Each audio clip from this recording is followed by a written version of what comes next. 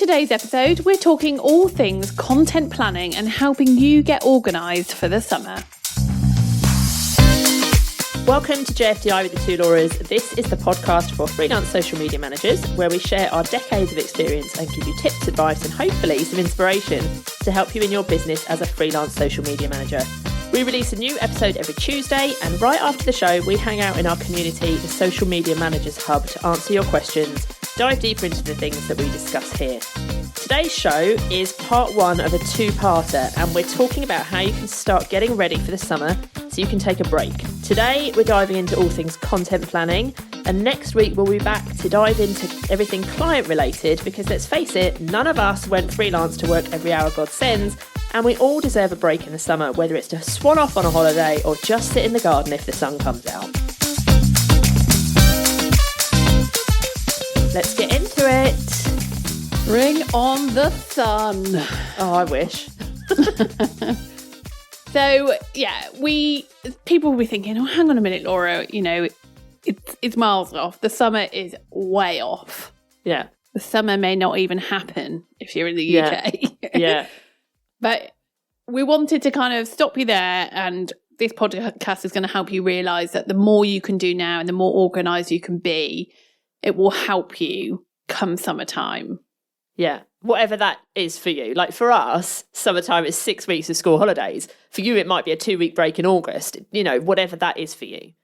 Yeah, and I think people find it really difficult taking a break because of, we've got that kind of guilt because we're freelancers and we've told our clients we're going to be doing one thing and therefore we've got to do it. So there's that side of it. There's also the problem with taking a break when you're a social media marketer and you want to use social media yourself. Like you're constantly, even if you're having a day off or a week off, you're constantly, if you go on Instagram, you're being pulled back in. Yeah. So it can be difficult to take a break. But at the end of the day, you deserve a break just as much as an employed person who has their 25, 30, whatever people have nowadays, days annual leave. So you 100% deserve it. Yeah. So that's worth saying. And I think also you don't have to physically be flying off on a plane and going lying on a sunbed to tell your clients and that you're not working for a while. And we'll talk more about this on next week's podcast. But you don't actually have to physically be going on holiday to have a holiday. It might just be that you want to lay on your sofa for a week. It's raining outside and you want to watch Netflix for a week. That is totally fine. Just, you do you. Yeah, you might just want to go and see some friends, or you might want to go and spend some time with your elderly parents. Like we're not all just talking about, jetting off to wherever and sipping cocktails, because that isn't it for everybody, is it? No. And obviously not everybody has children. Not everybody has to worry about 6 week school holidays, and that's fine. And we're jealous of you. But hopefully you'll still want to take a break at some point. Yeah. So this is all relevant. Yeah. And also what we're going to say today is relevant no matter when in the year you're going to take a break. Yes, we're talking about it in terms of summer, but if you're going to take a break in the winter, you're going to have a skiing holiday in February, whatever it is, everything we're going to talk about today in terms of your content, remember it for next time you're going to take a break, because it will help you if you get organised in advance. 100%. So what are the things that we need to kind of consider before we can start planning then? Okay, so you want to know, is it that I'm just going to take a week off in July? Or is it that you've got a 6 week school holidays that you want to be able to take a step back and spend more time with your kids, or you have to because you've got no childcare? So you need to kind of establish what that is, when it starts, when it ends, what you'll need to get you through that. And we're all going to be different, as we've just discussed. Yeah. Like in terms of content, like, do you need as much content as you normally do? Are you going to be happy to scale that back? Like, what does it look like for when you come back after that break? What do you need to have happened? Really think about all of those sorts of things, because the worst thing that you can do is go off on holiday, have no content going out, come back, lose a client, and you haven't been marketing your business, and then you've got to start from scratch. Like, that's a nightmare. Yeah. And the worst thing, and I've done this before and I'll never do it again, is I will get really sorted and be really like cocky confident that you've covered the whole of the summer, and then you land back in reality in September, the kids go back to school and you've got 3 clients, your own business, and you've only scheduled up until then. And that first week back is always hard, isn't it? It takes you ages to get your brain back into reminding you what you do. You realise that your kids have outgrown their shoes and you haven't got new ones. It's all of that kind of busy getting back into that routine. And you add to that, you've also realised that your schedulers are empty and dry. So you just always try to schedule a little bit extra. Yeah, definitely agree. And so I think on that point, you're not just thinking about your own content, are you? You're thinking about your client needs in advance too. You need to know what's going to happen like in that time afterwards. So that's definitely something to kind of get to grips with. Yeah, you want to know key dates. Like I saw my client on Tuesday and I said to him, what are you launching between now and September? And you could see even he was like twitching to get his cogs working in his brain. Because I need to be thinking about it now. I didn't need to know the specifics. I just needed, is something going to be launching in the summer? When roughly might that be? So I knew when I'm thinking about the content going forward into the summer, I know I've got to make space for that. I've got to plan for that. So I'm already having those conversations now in May. Yeah. And like getting those dates, obviously maybe not this early, but as early as you can, having them like tied down and making sure that they know they can't change them, I think is pretty important when it comes to... And giving your clients the deadline. So it's okay for I've started the conversation now with him, but I will be saying to him early July, this needs to be concrete now, because I'll have probably by that point created a bit of content. I'll just need the dates. I'll need the, and... Yeah, the nitty-gritty. Yeah, so you just need to make sure that your client knows that deadline. And it's okay. Yeah. Like, it's okay to ask them. It's okay to say, this is because I'm trying to get organised for the summer. You don't have to be embarrassed about wanting or worried that it makes you look like a bad person, a bad business owner if you're wanting to be organised. It's, you need to just own it. This is a good thing. We are human beings. Your clients will have had holidays. You are entitled to holidays. Many of your clients possibly have children. They get it. I know there are some dickheads out there, but on the whole, most clients... But I think even the dickheads would be grateful that you're planning in advance. Do you know what I mean? That you're being organised and thinking of their business. Well, yeah. You'd hope so. Which is why I don't think people need to hide behind that's what they're doing. It's not like you're saying to a client, I'm just going to schedule off and then I'm buggering off to, out of Africa for 6, well, maybe you are, but we'll come on to that. But you just need to, it's okay to be organised. It's okay to have these conversations. It does not make you a bad person if you're planning ahead. Yeah, definitely. And in next week's episode, we'll talk to you about like how to have these conversations and the things you should be talking to them about. So make sure you do tune into that episode next time as well. So going back to the content then, is there, and I think I know what you're going to say to this, but is there any specific types of content that you should or shouldn't be putting out, like when you're going to have a break? Yes. So I would avoid, if I could, creating or scheduling any content that I know is going to be controversial or have a lot of engagement on it. Anything that basically I don't want to have to deal with. Causes work. Yeah. Might be wrong way to think about it. But I know for my client exactly which kind of content causes a bit of a stir in a positive way. I know the ones that get thousands of questions, they end up going viral. I will not be posting any of those when I'm away. Yeah. So anything like that, I would avoid. But I think it's important to like plan that in advance, but also when you then come to doing your like analytics after that break, remembering that you've done that, so that if the engagement is down, you remember that you specifically were aiming to get the engagement to come down, so you didn't have to do that work. Because there's nothing, and this like in the summer, engagement is always down across platforms because people are doing other things. But there's nothing worse than you coming back and being, well, hang on a minute, I created really great content. Why is it down? When actually it's your fault it's down because you did it on purpose, Yeah.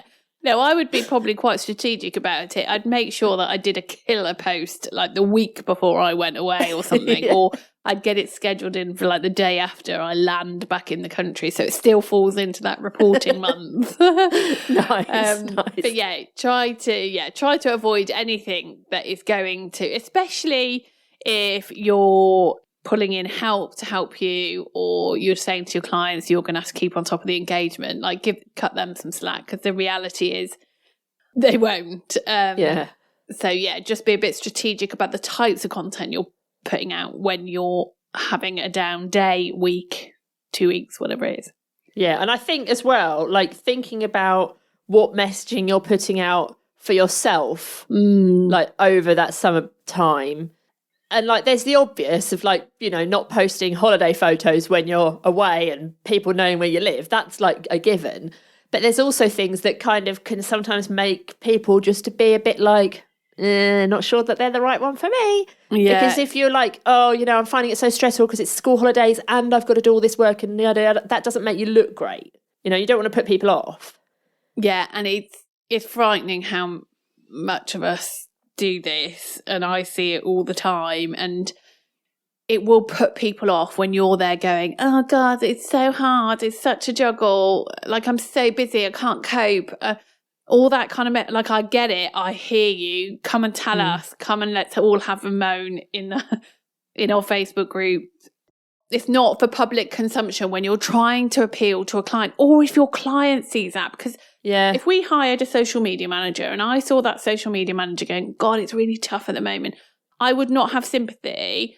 No. I would just be thinking, oh my God, it's going to be rushing that content. They're not concentrating. They're not having, you know, it's those are the feelings that I would react with.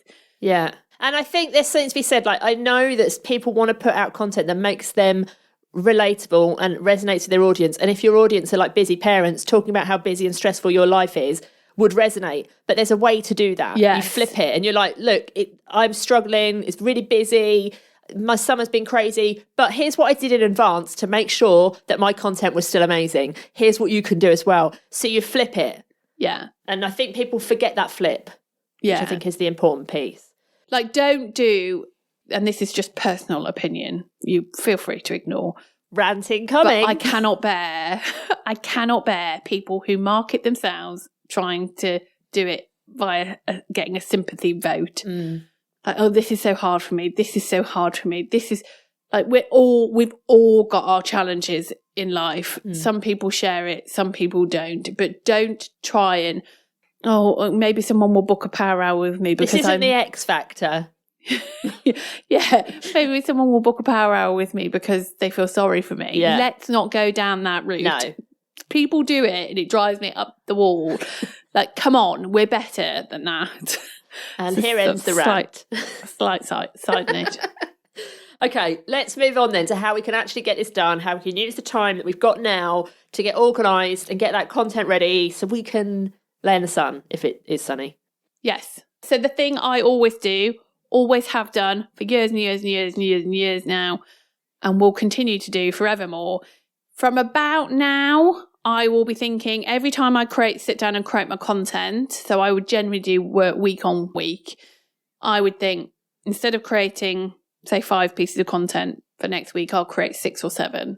And 2 of those are kind of evergreen type content. So in theory, they could go anywhere in the year, and I'll just start popping them into the scheduler for the weeks that I'm away. Yeah. So if you did 2 pieces of content, so I've just been counting this with my child, and this is obviously very much related to school holidays, but. And based on when we're recording now, or based on? Based on when we're recording now. Okay. Which is middle of May. God, I couldn't even remember what month it is now. We're like 8 or 9 weeks out from the summer holidays. So if you added 2 pieces of content extra each week, that's 16, 18, 17, something around there, pieces of content extra. So therefore, that's 3 pieces of content per week for the school holidays done. Nice. Before the school holidays have even started. And obviously, if you've got clients that don't post 5 times a week, like one of my clients does, the other client doesn't, then obviously you can, in theory, cover more and get more done. So I know it's like, oh God, I've got to think of 2 more pieces of content. And it is difficult, especially if you've got clients where you don't, which is why it's important to be having the conversations now about what's happening in the summer. It can be difficult, but there will always be evergreen type of content about the business, about the product that you can probably create content for or repurpose old content and get those scheduled. So then what I'll do is I get closer to the school holiday starting, and then I look at where the gaps are in the schedule. What do I need to put in which is very time specific, any of those launches that I've mentioned, or any events that are taking place, or any key dates that I want to cover. Sometimes with my client, I can't post everything in advance. Sometimes I do have to post on the fly. So I've always got gaps in the schedule to be able to do that. And I've always done that. It works now for my clients now. It's worked, 8 years ago for previous clients and businesses. So it definitely works. Yeah. And going back to what you just said about repurposing old content, I think there's something to be said for looking back at what went out last summer, and did it work? Is it still relevant? Is it something that you can tweak or even just reuse as it is? If it worked last summer and it's evergreen, the chances are it'll probably work again this summer. So and even the summer before, depending on how long can go back, depending on how long you've kept your content. I think there's definitely something in that as well. And even not just the summer, but is there any other times of year that's relevant, like any other holidays that have happened, or any other times where, if your client is weather related, because they sell garden furniture, for example, maybe last Easter was really, really hot and you can go see what content worked then, all of those sorts of things are definitely worth looking at. And with my client, I can go back, and they use a lot of photography, and it is outdoorsy, so you can kind of get the vibe of what time of year it is. So, but I could go back and look at December and think that content did really well, but it's an icy picture, and I could just repurpose that, but find a better, more summer appropriate photo. And I'm always doing that, especially the evergreen kind of content. I'm forever doing that all year round, regardless of the holidays, to be honest. So there will always be things messages you'll want to get across about the business, about how customers can work with that business, or the processes in buying, or the, more behind the scenes stuff, or about the brand values that you want to try. There's all those kind of messages that you want to try and weave into your content kind of all year round, really, that make good evergreen content. And that's perfect. They're the perfect kind of things to be able to start scattering into your scheduler now to get you through those summer months. Yeah. And I think in terms of your own content, one thing to think about is, for example, if you're going to take the summer off for the kids and you're coming back in September, what do you want to happen in September? Is it that you're happy with your clients and you're at capacity, but in September maybe you want to sell more power hours or more strategies, for example, or you want to launch a masterclass? What content do people need to see before you can sell those things? So is there educational content that you could be putting out in, August, that is priming people ready for you to do a launch for those things in September? So just trying to think ahead of what's coming and what you can put in place before that will either help you to reach more people, maybe it's shareable content, or will help them to understand why they need those things, or can, get on your email list, for example. What are those sorts of things that you can put in? Yeah. And 100%. Think about, because you don't want to get to September and you go, right, now I want to sell more power hours or what have you, because it just doesn't work like that. You need to build up to that. So the perfect time to be building up to that is when you're lying on a beach. Yeah. Daiquiri in your hand, content going out. Can't think of anything better. Pina colada. So, and then so that's more for organic. And then I would also be thinking about the same now, and I already am, for ads. So I'd be thinking about what changes to the creatives that I might need to be doing. Will I need to build any brand new campaigns? I would never take on a new client anywhere near the summer holidays, but I would certainly be thinking, hang on, if they need a whole new campaign, I'd be building it now. Even if it's not going to be turned on till August, I'd just get it built and in draft. I'd make sure that when I'm creating any creative, I'm kind of creating probably a bit more than I would normally, So I've just got them there. So if suddenly something went wrong, or I needed to do something different, or I just wanted to put in fresh creative, I've got that ready. Yeah. It's not going, oh my God, I've got to go and find this, or I've got to go and do this or that. And so again, I've been having those same conversations with clients saying, what campaigns will we be running? What do I need to have? I've told him he needs to get the videographer out to do some content creation. So he's organised that. And if I hadn't have done that, knowing him, he would have got me the content when I'm sat on the beach with my pina colada. Yeah. So send it to you in your WhatsApp. Yeah, nice. Yeah, exactly. And would expect it to be on the ads by the end of the day. So really, it's trying to do as much now as you can. And you could be like, oh, you know what? I'm going to wait. I get what you're saying, Laura, but I'm going to wait. Maybe I'll do this a bit more in July. Now, if you are a parent, July is horrific. It's end of school parties, sports day, another sports day, and another sports day if you've got multiple kids. It's, there's all sorts of clubs. Everything goes horribly wrong, I think, in July because there's all these, like my son's going bell boating and there's all these random residentials. It just throws you. So just remember that if maybe everyone else just copes, well, maybe it's just me who struggles with July, but if you're like me and struggle with July, don't leave everything for July because July can be pretty challenging as it is. So yeah, just try and get as much done now as you can. Yeah, and I think you might be thinking, yeah, but I don't have time to create all of that content. It's just so much. I don't want to spend my life in Canva. Outsource it. Yeah. All of that stuff that you need help with, outsource it. Now is the perfect time to do that. You don't have to spend your life in Canva. But that's exactly why and yes, I agree. Like if you don't want to do it, outsource it 100%. And I wish probably I'd have done that in years gone by. But that's why I don't sit there and go, right, shit, I've got 6 weeks of content I need to create. That's a lot of content. I will go, right, I've just got to do 1 or 2 extra things this week. It's so much more manageable.